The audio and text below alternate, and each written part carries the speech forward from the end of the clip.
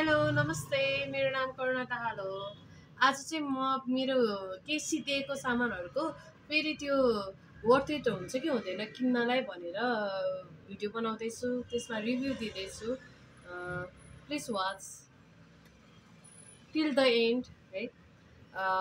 Here is the first product, that is of Cosrx Advanced Snail 92 all-in-one cream.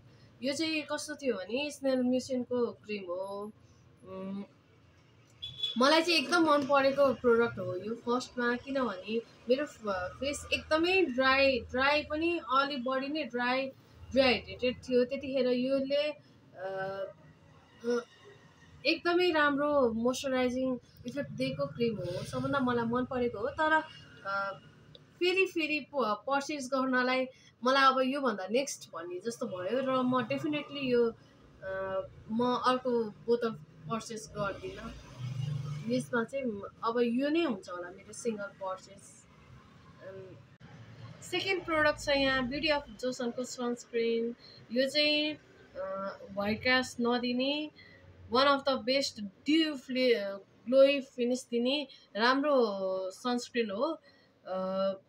यो चाहिँ dry स्किनलाई बढी prefer हुन्छ oily भन्दा। ओइलीलाई चाहिँ यसको अलिकति लाइटर भर्जन पनि छ, त्यो चाहिँ ठिक हुन्छ।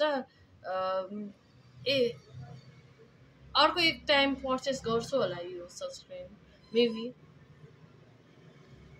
ल नेक्स्ट प्रोडक्ट चाहिँ छ प्रिकामको क्याटो क्रिम।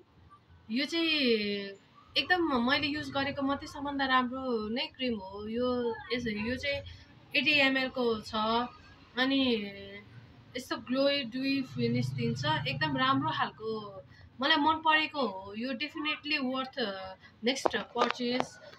यसको चाहिँ मलाई एकदम मन परेको हो। I will definitely price wise पनि मलाई यो अलिकति चिपर र क्वालिटी बेस्ट लागेको प्रोडक्ट हो। नेक्स्ट प्रोडक्ट चाहिँ यो पुरितोको रिलिफ बेरियर मोइस्चराइजर छ। यो चाहिँ के अरे 100 ml छ, तर प्रोडक्टको क्वान्टिटी अनुसार प्राइस पनि मलाई अलिकति महँगै लागेको थियो र यसले चाहिँ आफूले सपोज गरेको कुरा चाहिँ मलाई राम्रो पनि लागेन। यो अलिक थिक पनि थियो अनि ठिक त थियो तर विन्टरकै लागि लिएको हो। तर पनि कस्तो यसले थिकनेस पनि प्रोपर थिएन विन्टरको लागि, समरको लागि अलिकति ओइली भयो। डेफिनेटली नट पर्चेसिङ नेक्स्ट बोतल, यसैमा सीमित हुन्छ होला यो चाहिँ मेरो प्रोडक्ट चाहिँ माचा हाइड्रेटिङ फोम क्लेन्जर पी ल्याबको हो यो। कस्तो थिक खालको ऊ छ यसको चाहिँ अलिकति टेक्स्चर चाहिँ राम्रो त राम्रै छ यो प्रोडक्ट पनि, तर प्राइस वाइज चाहिँ क्वान्टिटी एकदमै राम्रो हो। तर पनि मलाई यो ठिकै मात्र लागेको हो यो, किनकिन मलाई त्यति यो मन परेन। नेक्स्ट पर्चेस चाहिँ यसले डिजर्भ गर्दैन मेरो लिस्टमा। ल next product is from Cosrx propolis synergy toner. यो चाहिँ कस्तो खालको छ भने यसले ग्लोई खालको त ड्युई भन्दा पनि ग्लोई खालको त लुक दिन्छ, अलिकति ड्राई स्किनलाई हुने खालको छ।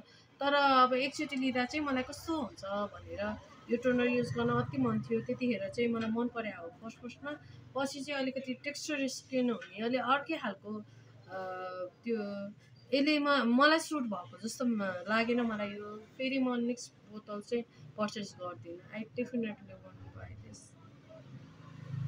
My favorite, one of the favorite product of all time, Purito's Wonder Relief Scintilla Toner Unscented, the best toner ever used. एकदमै soothing, एकदमै calming toner हो। Definitely worth buying and definitely will buy this one.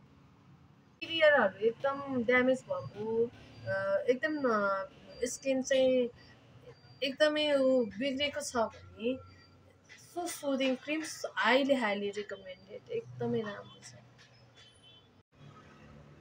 Next चाहिँ पुरितोकै bamboo प्यान्थोनल cream छ, skin बेरियरको लागि नै हो यो। तर यस्तो ग्लोई ड्यू फिनिस पनि छ, छिटो पनि सित्यो, राम्रो त राम्रै छ तर पनि योभन्दा बेटर पनि अप्सन छ यही प्राइसमा जस्तो लाग्यो। Definitely wanna be purchasing next बोतल।